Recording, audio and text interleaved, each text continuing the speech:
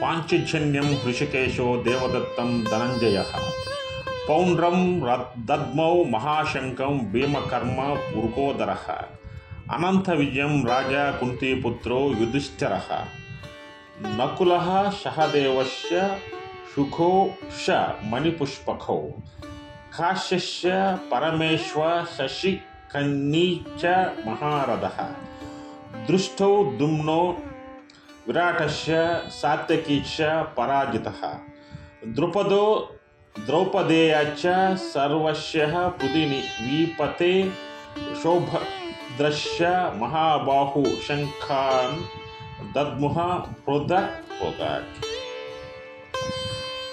పాంచజన్యం హృషికేశో దేవదత్తం ధనంజయః పౌండ్రం దద్మౌ మహాశంకం భీమకర్మ వృకోదరః అనంత విజయం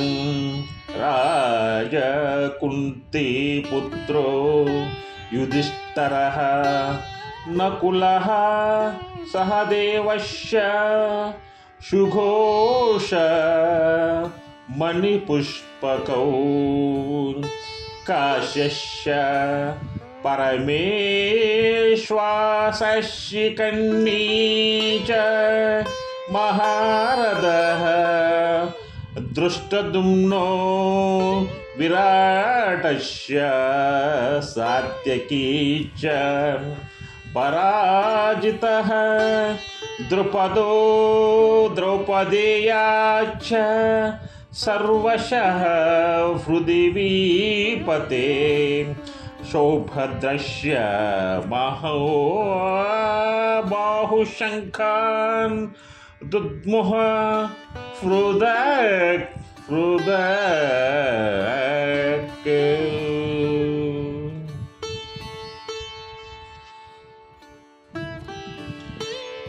ఇక్కడ శ్రీకృష్ణ భగవానుడు పాంచజన్యం అనే శంఖం ఊదాడు. అంటే ఆయన శంఖం పేరు పాంచజన్యం. అదేవిధంగా అర్జునుడు యొక్క శంఖం పేరు దేవదత్తం అన్నమాట. ఇది భయంకరమైనటువంటి ధ్వనులు ఇస్తుంది. అదేవిధంగా భీముడు పౌండ్రమును శంఖాన్ని ఊదాడు. కుంతి సుతుడకు ధర్మరాజు అనంత విజయంను అనే శంఖాన్ని ఊదాడు. నకులుడును సుఘోషం అనే శంఖాన్ని ఊదాడు. సహదేవుడు మణిపుష్పకం అనే శంఖాన్ని ఊదారు.